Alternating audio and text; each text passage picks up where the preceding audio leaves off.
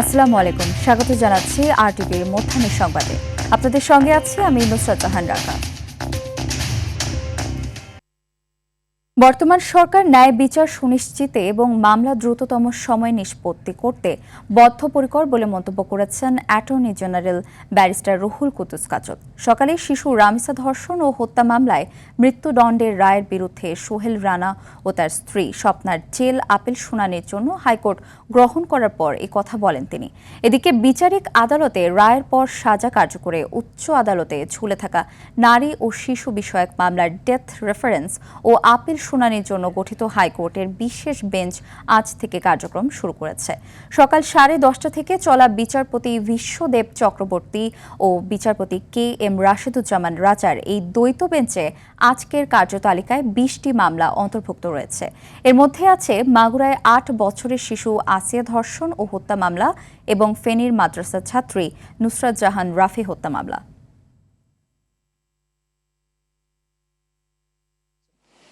এবং আমি আদালতকেও বিনয়ের সঙ্গে বলেছি যে রামিসা হত্যা মামলার পেপার বুক তৈরি করে মৃত্যুদণ্ড রেফারেন্স শুনানির যে প্রস্তুতি সেটি সম্পন্ন দ্রুততর হবে যদি আজকের মধ্যেই আপনারা এই আদেশটি যদি স্বাক্ষর করে যদি সংশ্লিষ্ট সেকশনে পাঠিয়ে দেন। রামিসা হত্যা মামলার মৃত্যুদণ্ড রেফারেন্স শুনানির জন্য প্রস্তুতির কাজটা অনেক দূর এগিয়ে যাবে, পেপার বুক তৈরি হয়ে যাবে। বর্তমান রাষ্ট্রের পক্ষে দায়িত্ব পালনকারী সরকারও সুবিচার সুনিশ্চিত করতে চাই, প্রকৃত অপরাধীর বিচার করতে চাই।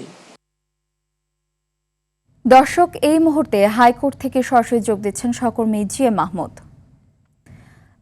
নারী ও শিশু বিষয়ক মামলার ডেথ রেফারেন্স ও আপিল শুনানির জন্য গঠিত হাইকোর্টের বিশেষ বেঞ্চের আজ কি কি কার্যক্রম আছে জানাবেন।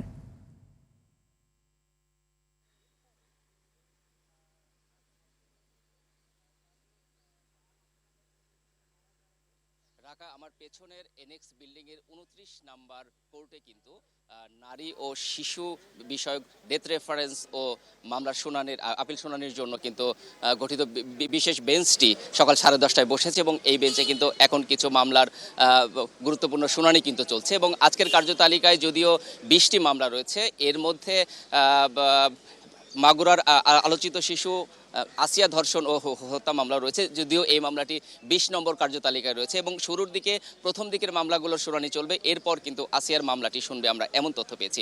এবং এ বিষয়ে কিন্তু অ্যাটর্নি জেনারেল কথা বলেছেন। তিনি বলেছেন যে এ ধরনের মামলা দ্রুত নিষ্পত্তির জন্য সরকার বদ্ধপরিকর এবং এজন্য কিন্তু তাদের সদিচ্ছা রয়েছে এবং তারা কিন্তু একটি বিশেষ কমিটিও গঠন করেছে। এই বিষয়টি তিনি জানিয়েছে। একই সাথে জানিয়ে রাখি, আলোচিত শিশু রামিসা ধর্ষণ ও হত্যা মামলার জেল আপিল কিন্তু আজকে হয়েছে এবং এ বিষয়ে একটি বিশেষ আদালতে কিন্তু আজ শুনানি হবে এবং এই শুনানির পরে হয়তো এ বিষয়ে আরও কিছু বিস্তারিত তথ্য আপনাকে জানাতে পারবো। তো এখনো পর্যন্ত শুনানি চলছে। তো আপাতত এই ছিল আমার কাছে উচ্চ আদালতের সর্বশেষ তথ্য। রাকা।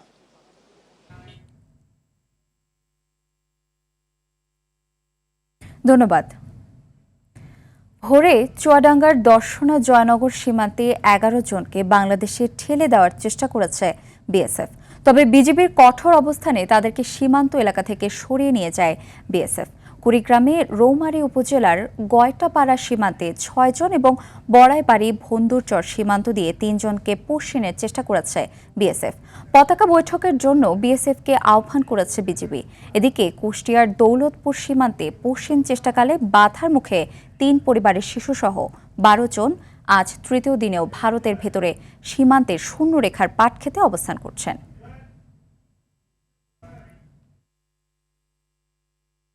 জাতীয় দলের ক্রিকেটার নাঈম হাসানকে হেনস্থার অভিযোগে চট্টগ্রামের খুলশী থানার ভারপ্রাপ্ত কর্মকর্তা মোহাম্মদ আরিফুর রহমানকে বদলি করা হয়েছে।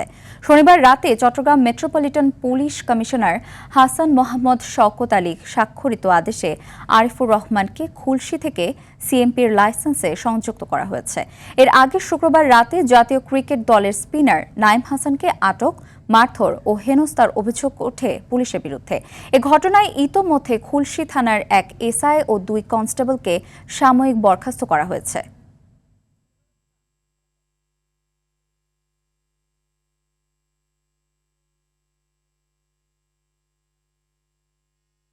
চট্টগ্রামের আনোয়ারায় নিজ বাড়ি থেকে মা ও মেয়ের রক্তাক্ত মরদেহ উদ্ধার করেছে পুলিশ।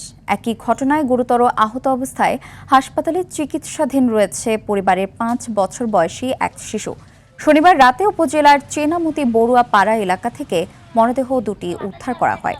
নিহতরা হলেন এনি বড়ুয়া এবং তার মেয়ে প্রিয়ন্তী বড়ুয়া। আহত হয়েছে এনি বড়ুয়ার ছেলে পিয়াস বড়ুয়া। লেনদেন সংক্রান্ত বিরোধে প্রতিবেশী লিমন বড়ুয়া এই হত্যাকাণ্ড ঘটিয়েছে বলে অভিযোগ এনি বড়ুয়ার স্বামীর। পূর্ব বিরোধে মুন্সিগঞ্জ সদরের পূর্ব শিলমন্দি এলাকায় আরিফ ব্যাপারী নামে এক যুবককে ছুরিকাঘাতে হত্যার অভিযোগ উঠেছে প্রতিপক্ষের বিরুদ্ধে। মুন্সিগঞ্জের শ্রীনগরে ঢাকা মাওয়া এক্সপ্রেসওয়ের সার্ভিস রোড থেকে অজ্ঞাত এক ব্যক্তির মরদেহ উদ্ধার করা হয়েছে।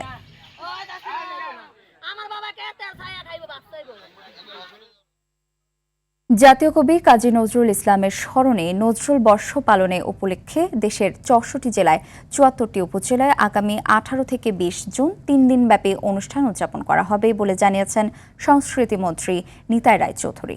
সকালে সচিবালয়ে নজরুল বর্ষ উদযাপন উপলক্ষে সংবাদ সম্মেলনে এসব কথা বলেন তিনি। মন্ত্রী বলেন, কাজী নজরুল ইসলামের যে অবদান তা বিগত 17 বছরে সেভাবে উপস্থাপিত হয়নি। বর্তমান সরকার তার অবদানকে সম্মান জানিয়ে নজরুল বর্ষ উদযাপন করছে।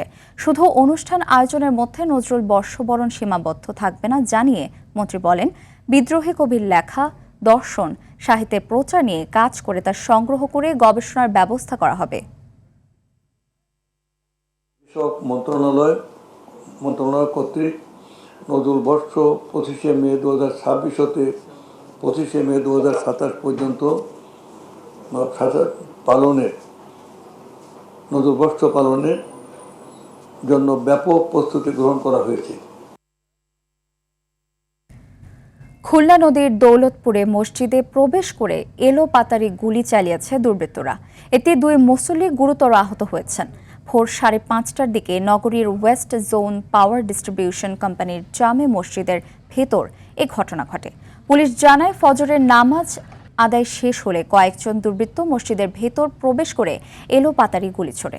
এতে লোকমান ও আলম নামে 2 মুসল্লি গুরুতর আহত হয়েছেন। পরে মুসল্লিরা তাদের উদ্ধার করে খুলনা মেডিকেল কলেজ হাসপাতালে নেন। এ ঘটনার সাথে জড়িতদের গ্রেফতারে অভিযান চলমান আছে বলে জানায় পুলিশ।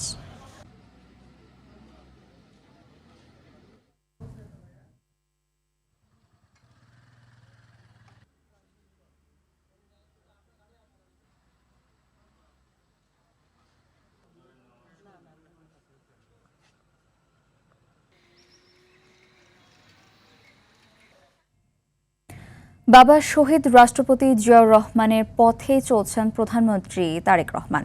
তার সঙ্গে দেখা করে আলোচনার মাধ্যমে সাংবাদিকদের সমস্যা সমাধানের কথা বললেন বিএনপি মহাসচিব মির্জা ফখরুল ইসলাম আলমগীর। জাতীয় প্রেসক্লাবে শহীদ রাষ্ট্রপতি জিয়াউর রহমানের 45তম শাহাদাত বার্ষিকী উপলক্ষে গণমাধ্যম ও শহীদ প্রেসিডেন্ট জিয়াউর রহমান শীর্ষক আলোচনা সভায় এসব কথা বলেন তিনি। বিশ্বকাপের এফ গ্রুপে আজ মুখোমুখি হচ্ছে 3বারের রানার্স আপ নেদারল্যান্ডস ও এশিয়ার অন্যতম পরাশক্তি জাপান। ফিফা র্যাঙ্কিংয়ে এগিয়ে থাকা ডাচরা শিরোপার স্বপ্ন নিয়ে মাঠে নামছে। তবে বিশ্বকাপের আগে প্রস্তুতি ম্যাচগুলোতে খুব একটা স্বস্তিতে ছিল না রোনাল্ড কোম্যানের দল। 2 ম্যাচের একটিতে আলজেরিয়ার কাছে হারতে হয়েছে তাদের, আর উজবেকিস্তানের বিপক্ষে জয় এসেছে শেষ মুহূর্তের গোলে। অন্যদিকে 3 ম্যাচ হাতে রেখে বিশ্বকাপের টিকিট নিশ্চিত করা জাপান আত্মবিশ্বাসী হলেও টুর্নামেন্ট শুরুর আগে খেয়েছে বড় ধাক্কা। ইনজুরির কারণে অধিনায়ক ওয়াতারু এন্দোকে পাচ্ছে না ব্লু সামুরাইরা। তবে তাকে ফুসাকুবো, দাইচি কামাদা ও জায়ান সুজুকিদের নিয়ে শক্ত লড়াইয়ের জন্য প্রস্তুত হাজিমে মোরিয়াসুর দল। ডালাসে ম্যাচ শুরু বাংলাদেশ সময় রোববার রাত 2টায়।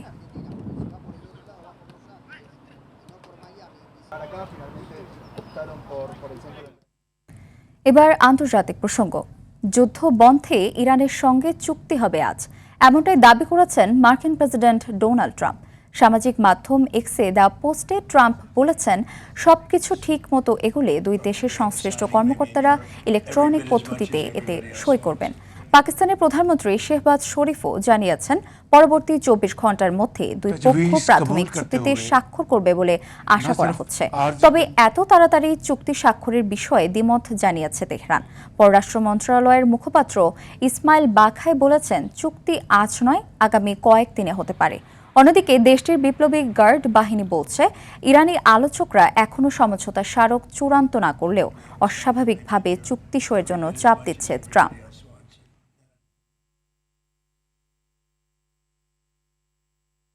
আবারও খেলার খবর।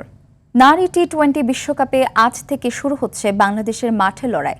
বার্মিংহামে টাইগ্রেসদের প্রতিপক্ষ নেদারল্যান্ডস। ম্যাচ শুরু বিকেল 3:30টায়। সাম্প্রতিক ফর্ম খুব একটা ভালো যাচ্ছে না বাংলাদেশের। নিজেদের শেষ 5 ম্যাচের 3টিতেই হেরেছে তারা, বিপরীতে জিতেছে 2 ম্যাচে। নেদারল্যান্ডসের সময়টাও ভালো যাচ্ছে না। শেষ 5 ম্যাচের 4টিতেই হেরে মানসিকভাবে কিছুটা পিছিয়ে পড়েছে তারা। নেদারল্যান্ডসের বিপক্ষে এর আগে 5 বারের হেড টু হেডে এগিয়ে যায় বাংলাদেশ। লাল সবুজের মেয়েরা জিতেছে 4 ম্যাচে, বিপরীতে হেরেছে 1টিতে।